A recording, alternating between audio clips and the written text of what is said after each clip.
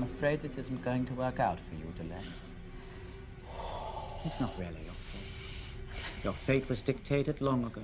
You were doomed from the moment of your birth. And the final player in our little drama arrives at last. Leave her alone. What? Just do it. What is she to you? That is a very good I question. don't have to answer your questions. No.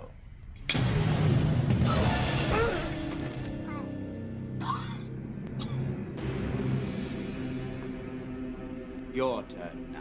How much are you prepared to risk? How many people are you prepared to sacrifice for victory? Are you willing to die friendless, alone, deserted by everyone? Because that's what may be required of you in the war that is to come. Oh. Go to hell. What about your family? What about your God? What about truth? What about blood? What about right? Someone get this, like, staff off him. What about your future? What about fate? What about sin? What about hell? What about death? What about Your quarrel is with me. You were sent to investigate me. Let him go. If you want to take someone, then take me. Oh. Well, well. A mutual admiration and sacrificial society. And what is he to you? None of your concern. Don't listen to him, Delenn. Just get the hell out of here now. Go on. One single move, a gesture, and his life is snuffed out. You would trade your life for his. I believe she would. I thought you had a destiny. Is that destiny not worth one life? If I fall, another will take my place. And another. And another. But your great cause. This is my cause. Life. One life or a billion. It's all the same. Then you make the sacrifice willingly. Yes. No fame. No armies or banners or cities to celebrate your name. This isn't about You will fame die for her, though. alone and unremarked. This body is only a shell. You cannot touch me. You cannot harm me.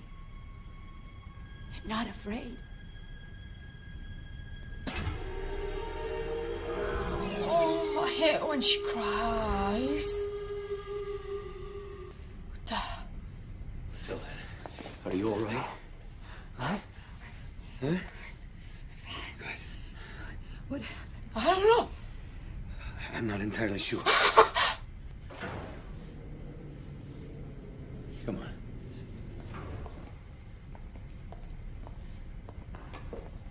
How did he get outside? She's amazing, man. You can go. You've passed. Because they were willing to die? What? How do you know the chosen ones? No greater love hath a man than he lay down his life for his brother. Not for millions. Not for glory, not for fame. For one For person. one person. In the dark. Where no one will ever know. Oh. I have been in the service of the Vorlons for centuries, looking for you. Wow. Diogenes with his lamp, looking for an honest man willing to die for all the wrong reasons. At last, my job is finished. Does that mean he can go? He can go his own way now? Is just beginning. When the darkness comes, know this. You are the right people. In the right place.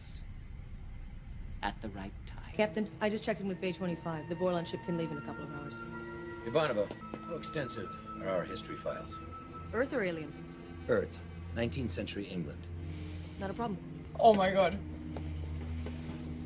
What are you looking for? And someone called I want to Sebastian. verify a name and an address.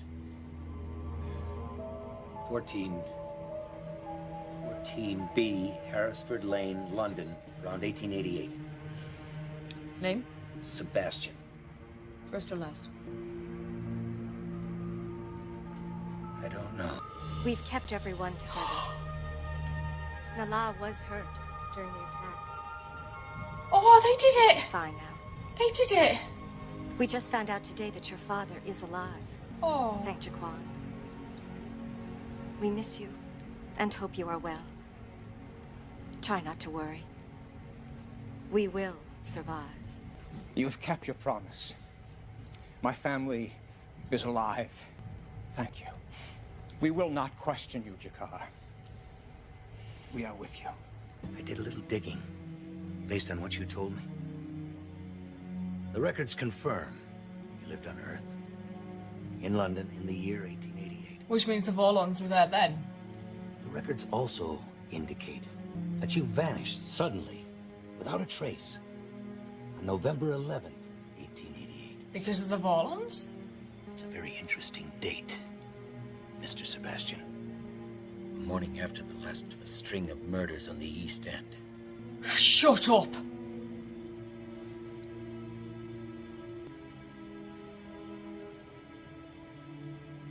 The city was drowning in decay. Chaos. Immorality.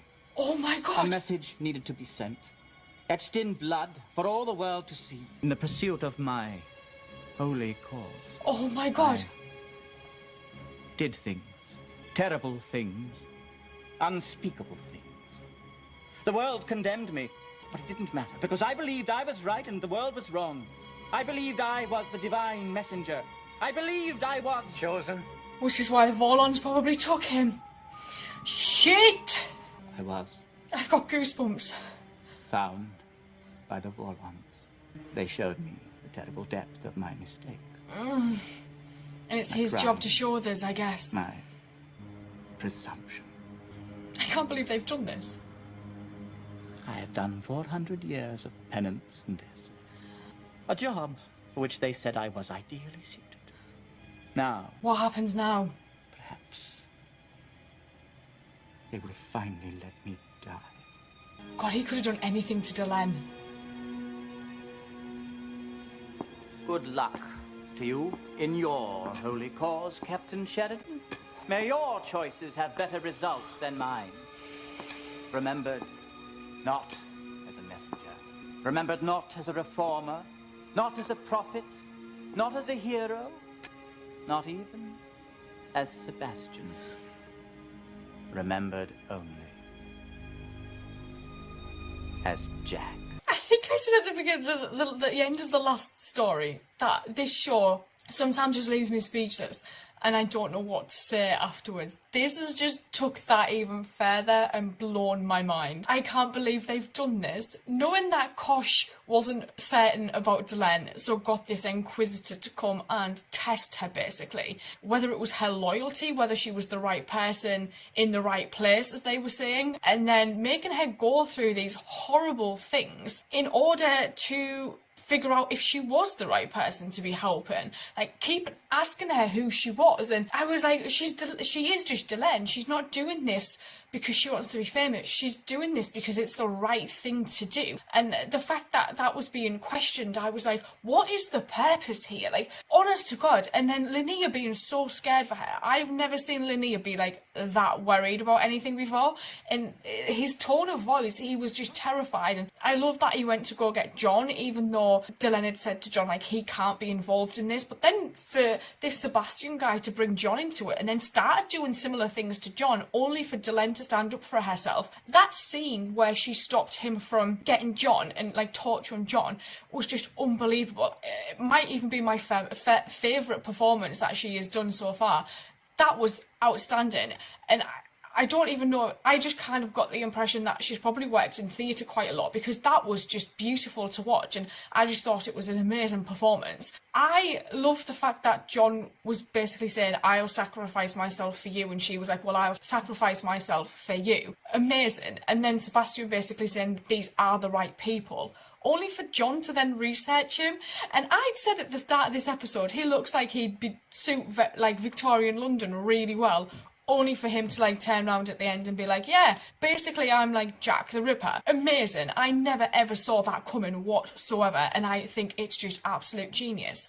Seeing that a lot of the Nan on the station were starting to waver in terms of their loyalty to Jakar was also quite hard to watch, and seeing Jakar have to go to John and say, I need messages from people back home so that people on the station have this trust and this faith in me that, you know, if I can get you a message, I can get the weapons that we need to fight back. And John getting the Rangers involved, loved that. Brilliant. I like that we're now hearing about things the Rangers are doing rather than just them popping up every now and then. Absolutely amazing. There's only one more episode of this season left, so I'm just going to go watch that, and I will see you guys later. So thank you.